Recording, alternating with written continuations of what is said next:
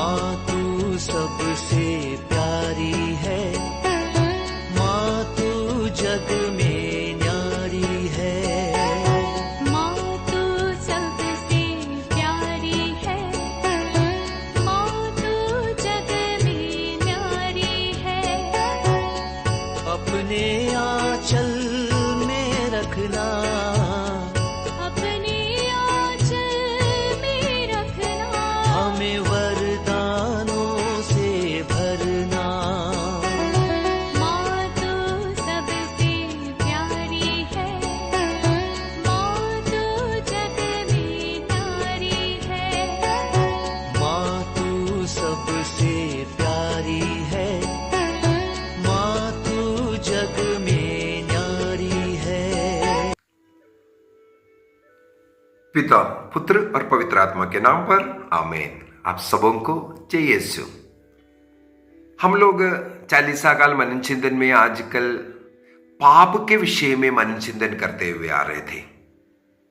कई प्रकार का पाप, 10 आज्ञा के विषय में, सबसे बड़ी आज्ञा के विषय में, दूसरी आज्ञा के विषय में, एक दूसरे के साथ किस प्रकार मेल मिलाप में रहना है, यह सब हम लोगों ने मनन चिंतन किया।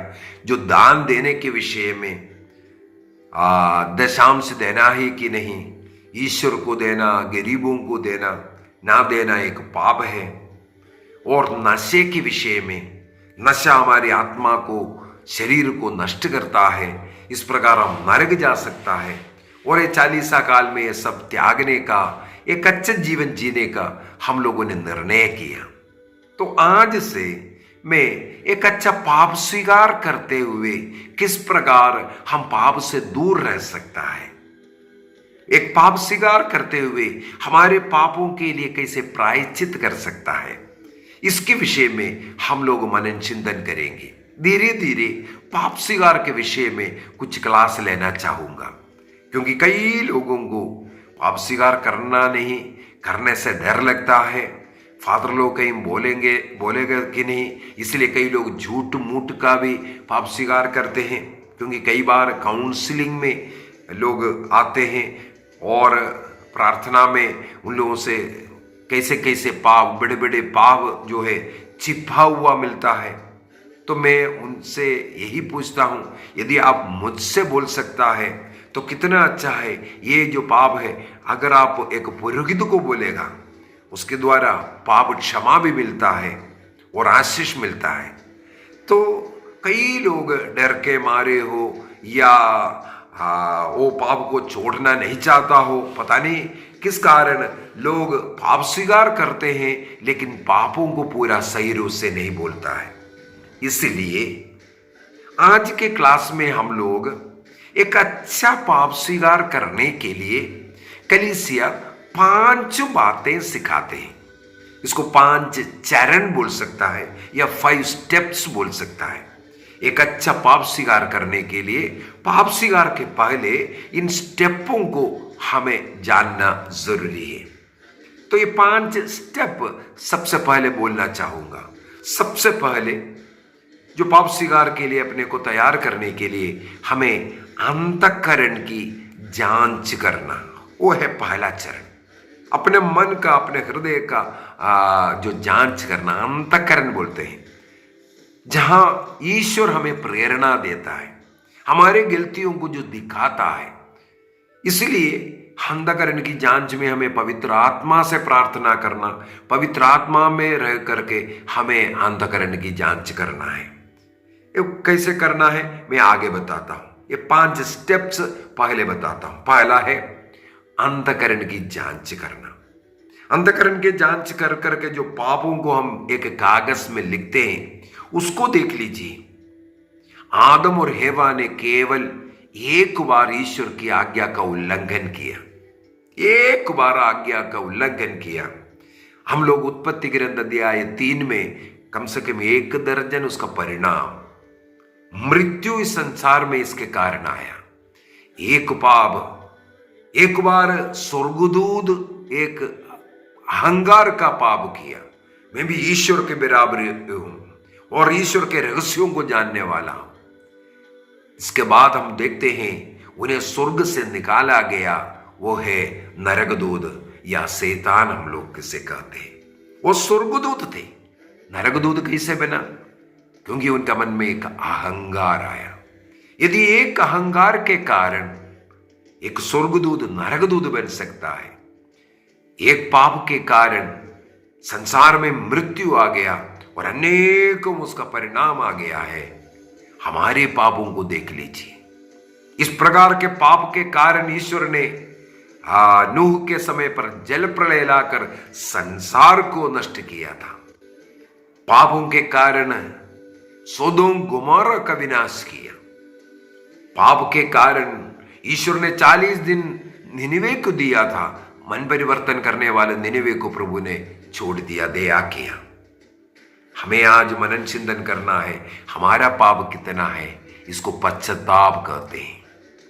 एक पाप के कारण उनको ये मिला है, तो हमने अनेकों पापों के कारण क्या बन गया है हमारा जीवन। हम कितना कोसों दूर चला गया ईश्वर से। तो हमें पश्चाताप कर लौटने की जरूरत है। 2 प्रकार के पश्चाताप है, वो पश्चाताप की क्लास में आगे बताता हूं। तीसरा स्टेप में एक दृढ़ निश्चय करना है। एक दृढ़ निश्चय करना है अब से पाप ना करने का, दूसरों को क्षमा देने का, एक पुरोहित के पास जाकर सही रूप से पाप स्वीकार करने का दृढ़ निश्चय। अब से ऐसा गलती नहीं करने का दृढ़ निश्चय करने के बाद ही एक व्यक्ति को पाप स्वीकार करना है। चौथा स्टेप में एक पुरोहित के पास जाकर अपने सारे पापों को मन वचन कर्म के द्वारा, सोच विचारों के द्वारा, देखने सुनने बोलने स्पर्श करने आदि आदि के द्वारा जो हम लोग पाप किया है उसको स्वीकार करना। 5वां, हर एक पाप के लिए योग्य प्रायश्चित करना। तो ये 5 स्टेप है एक उत्तम पाप स्वीकार के लिए। सबसे पहला जो स्टेप, अंतःकरण की जांच करना। जैसे पवित्र आत्मा हमारे अंदर हमें हमारे पापों को दोषी ठहराएगा, पापों को दिखाएगा। उन पापों के लिए पश्चाताप करने के लिए हमारे अंतरात्मा हमसे कहेगा। वो अंतःकरण की जांच करते वक्त हमें ईश्वर के साथ हमारा प्रेम कैसा है, ये दूसरे के साथ हम लोगों का भ्रातृ प्रेम कैसा है, इस पर मनन चिंतन करने की जरूरत है। पहली आज्ञा के एक क्लास हो चुका है। पहली आज्ञा का मतलब है सबसे बड़ी आज्ञा। उस पहली आज्ञा का उल्लंघन सबसे बड़ा पाप है। सबसे बड़ा आज्ञा ईश्वर को सारे हृदय मन आत्मा से प्यार करना है। यदि हम इस प्रकार पहला स्थान अपने जीवन में नहीं देता है, वो ये सबसे बड़ा पाप है हमारे अंतःकरण में। इसलिए ईश्वर ने जो 10 आज्ञा दिया, उसकी जो पहले 3 आज्ञा जो पहला पार्टी में लेकर के दिया, 2 पत्रों में लेकर के दिया। पहले पत्र में 3 नियम लिखा जो ईश्वर के साथ हमें प्रेम में रखता है। देख लेना है हम किस किस प्रकार पाप किया है। रोज प्रार्थना नहीं करते, पारिवारिक प्रार्थना नहीं करते, इतवार हुकुम पर्व पर मिस्सा बलिदान में नहीं जाते हैं, रोज बाइबल नहीं पढ़ते हैं, प्रभु की स्तुति आराधना करना में हमें लज्जा आता है, और अन्य लोगों के सामने क्रूस का चिन्ह लगाना या मैं एक ईसाई हूं कर करके बोलने में हमें लज्जा आता है। इस प्रकार हम प्रभु से किस प्रकार दूर है देखना है। प्रभु का नाम वृथा नहीं लेना। कैसे हम वृथा लेते हैं? प्रभु का नाम वृथा लेता है हम लोग एक ईसाई होकर क्रिस्त के जैसे जीवन नहीं जीते हैं। मेरे जीवन, मुझे देखने वाला मुझ में ईसा मसीह को देखना चाहिए, इसलिए मुझे ईसाई नाम है।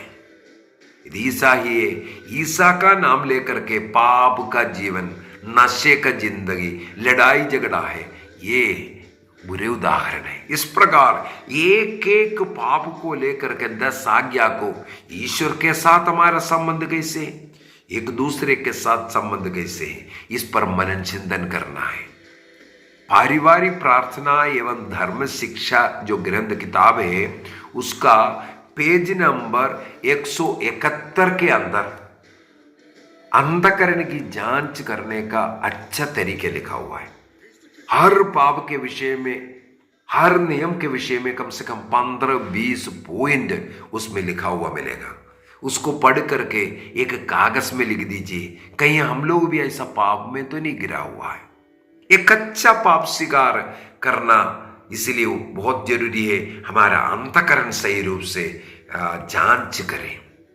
जब अंतःकरण की जांच करता है, ईश्वर का 10 आज्ञा, कलीसिया के 6 हुक्म, कलीसिया जो 6 हुक्म दिया है उस पर मनन चिंतन करना है। इसके बाद 7 मूल पाप है जिसका क्लास हम लोगों ने मनन चिंतन कर चुका है, क्लास ले चुका है उन पापों के विषय में। घमंड करना, क्रोध, लोभ, ईर्ष्या, आलस्य, पेटूपन और वासना, ये 7 पाप हमारे जीवन में हुआ कि नहीं।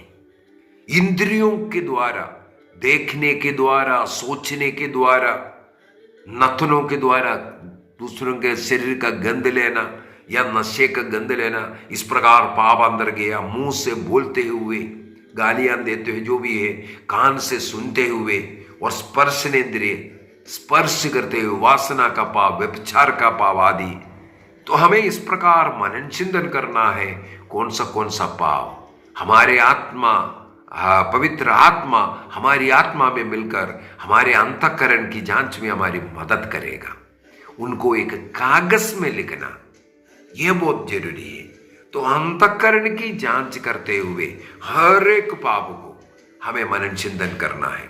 ईश्वर के साथ, ईश्वर के दिन, इतवार के दिन नौकरी करता है, पैसा कमाने के लिए जाता है, हर इतवार को चर्च जाता है कि नहीं, परम प्रसाद को योग्य रीति से ग्रहण करता है कि नहीं, हर महीने में पाप स्वीकार करने के बाद ही हमें, अगर बड़ा आत्ममारू पाप नहीं किया है तो परम प्रसाद ग्रहण करना, अगर आत्ममारू पाप किया है इसके बाद परम प्रसाद ग्रहण नहीं करना है जब तक पाप स्वीकार नहीं करेगा। उसी प्रकार एक इतवार को चर्च नहीं गया, अगले इतवार को जाता है तो हम परम प्रसाद को ग्रहण नहीं कर सकता जब तक हम लोग उस पाप के लिए पाप स्वीकार ना करें। इतवार को कोई इमरजेंसी के कारण, इमरजेंसी ड्यूटी के कारण, कोई भी ऐसा जो कारण है, हम लोगों को इमरजेंसी है, जाना जरूरी था, इसलिए मिसा में नहीं गया। कलीसिया कहते हैं इतवार को अगर आप नहीं गया है, सोमवार से लेकर के शनिवार तक जो 6 दिन है उनमें से एक दिन जब आपको छुट्टी मिलता है, आप चर्च में जाकर के मिस्सा बलिदान में भाग लेना। यदि वहां पर नहीं जा सकता, आपको आपका पालनी पुरोहित से अनुमति लेना है, तब आपको पाप नहीं, अन्यथा एक घोर पाप है। जहां पुरोहित नहीं है वहां के लोगों के लिए भी ये नियम है, वहां घर में बैठ करके प्रार्थना करना, कई परिवार मिलकर के प्रार्थना करना। कोरोना के समय पर लॉकडाउन, टीवी देखने से, मोबाइल, इंटरनेट देखने से नहीं हो सकता। आपको इस पाप के ऋण से छुटकारा परिवार घर में बैठ करके प्रार्थना करना है। एक व्यक्ति मोबाइल में देखने से आप उसका ऋणी से मुक्त नहीं है। मोबाइल में आप मिस्सा बलिदान अटेंड नहीं कर सकता। आपको उस समय पर प्रार्थना करना जरूरी है। इस प्रकार जब जब ऐसा प्रभु के साथ संबंध नहीं, अंधविश्वास में पड़ना, मूर्ति पूजा, तंत्र मंत्र, जादू टोना, तब सब ईश्वर को त्यागना है, पहली आज्ञा का उल्लंघन है। जब जहां हम लोगों ने इस प्रकार विश्वास किया, ऐसी चीजों को धारण किया, ऐसे बाबा लोगों के पास गया, सत्य ईश्वर को छोड़ करके जा रहा है, यह सब हम लोगों ने पाप किया, ईश्वर के विरुद्ध पहली आज्ञा का उल्लंघन, आत्ममारू पाप में आता है। दूसरे पत्र में जो लिखा हुआ 7 नियम, माता पिता, चौथी आज्ञा में माता पिता का आदर करना, सास ससुर के आदर करना, और जो हमारे गुरुजन, पुरोहित लोग, इनका सबका आदर, घर के बुजुर्ग लोगों का सेवा शुश्रूषा, यह सब है उसके अंदर। चौथे आज्ञा के उल्लंघन, ईश्वर निंदा का जैसे, क्योंकि जन्म देने वाला माता पिता ईश्वर का एक रूप है, उनको कभी दुख नहीं देना। ये सब हमें मनन चिंतन करना और पाप स्वीकार में बोलना है। चाहे हत्या का पाप, हत्या का पाप भी कई प्रकार का पाप होता है। हत्या में अबॉर्शन होता है, हत्या में दूसरों को बुराई होता है, हत्याओं को, गरीबों को मदद ना करना है, यह सब हत्या के पाप में भी आता है। व्यभिचार, वासना का पाप, दूसरों के साथ विवाह के पहले या विवाह में रहते हुए जो पाप का, वासना का जो कार्य है, इससे हमें दूर रहना है। और उसी प्रकार चाहे चोरी करना हो, झूठ बोलना हो, लालच का पाप हो, इससे हमें, अगर हम गिरा है, हमें उसको स्वीकार करना है। कलीसिया के नियम के अनुसार वर्ष वर्ष में एक बार पाप स्वीकार करके योग्य रीति से परम प्रसाद को ग्रहण करना, नहीं किया उसको भी हमें बोलना है। कलीसिया के विरुद्ध में षड्यंत्र रचना, कलीसिया के पुरोहितों के विरुद्ध में बोलना, षड्यंत्र रचना, यह सब आत्ममारू पाप में आता है। हमें इस प्रकार का एक अच्छा पाप स्वीकार भी करना है। अंतःकरण का जांच,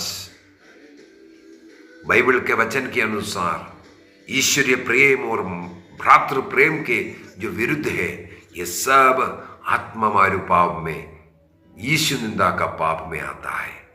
हमें उन पापों को स्वीकार करना है। आइए हम अपनी आंखों को बंद करें। कल से हम लोग फिर पाप स्वीकार के विषय में और जानकारी हम लोग लेंगे और मनन चिंतन करेंगे। प्रभु से प्रार्थना करें ये 40 काल में अच्छी तरह अंतःकरण की जांच कर सके और एक अच्छा पाप स्वीकार कर सके। ईश्वर के विरुद्ध, एक दूसरे के विरुद्ध जो किया हुआ पाप, उसको त्यागने का शक्ति प्रभु दे। सबों को इस 40 काल में एक पुरोहित के पास जाकर के पाप स्वीकार करने का कृपा मिले। प्रार्थना करता हूं, जो लोग अनेकों दिनों से, वर्षों से, महीनों से, सप्ताहों से पाप स्वीकार नहीं किया, जल्दी से जल्दी उन्हें एक पाप स्वीकार करने की कृपा मिले। मेरी क्लास को, आने वाले विशेषकर क्लास को देखते रहिए। उसके अंदर एक पुरोहित के पास जाकर के क्यों पाप स्वीकार करना है, ये सब बता कर देंगे।